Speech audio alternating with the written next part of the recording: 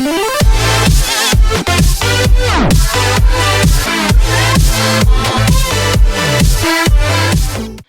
guys, it's TechWow, and today we have the Canon Powershot Sx400Is. It has a 24mm wide-angle lens and a 30x optical zoom, which personally I think this is the selling point of this camera. It has 16 megapixels and a 3-inch LCD with HD video recording. I do not recommend recording movies or videos on this specific camera as it does not do well in that specific area. So I would not recommend it towards that kind of use if you were going to shoot a YouTube video or stuff like that with this camera. Let's go ahead and open up the box. Inside the box includes the camera itself, a lens cap, a wrist strap, which I bought my own wrist strap because personally this wrist strap did not fit well and was not comfortable on my wrist. And the battery charger, the batteries, and this does not come with a memory card or an interface cable, which you will have to go out and buy on your own. So let's get into the camera itself. I have already turned on and set up this camera, so everything's going to be set up, and I'm just going to show you the basics of this camera. Up here is the microphone. Here's your video record button. Here's your auto feature, which I like at times, but at other times I would prefer the program over the auto. Here is your playback button to see all the pictures you have taken, your exposure settings, your focus settings, your function settings, your picture timer, your trash, your flash, which the flash is not automatic. It is manual, which you will have to lift up, but as later in the video I will show you, when you are in auto mode, it does tell you when to lift up the flash when you are focusing on your object.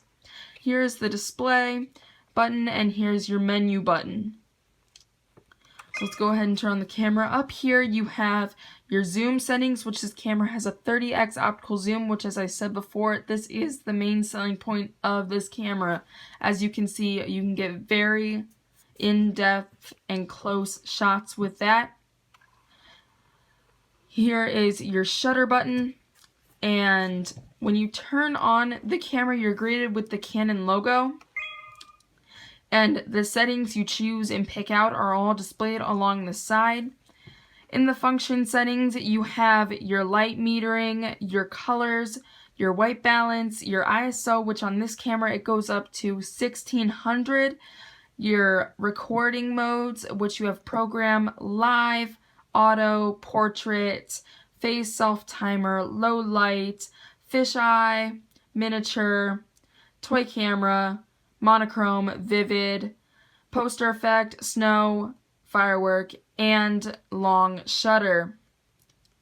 That is a lot of features for this camera, especially because it is an entry-level camera, a beginner camera. It does not have a scene dial up top as you saw before, which this is, as I said before, is only a beginner camera.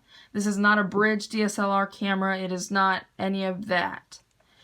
Down here you have your drive mode, your single or continuous shooting, your still image aspect ratio, your recording pixels, your compression, and your HD video quality. This is not typically a movie camera, or if you were to film any sort of video on here, I have found that it is not the best.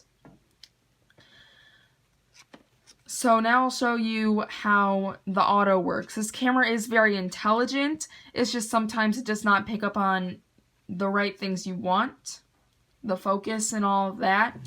So if I made the front dark here and hold the focus, it would tell me to raise the flash, as it is manual, not automatic.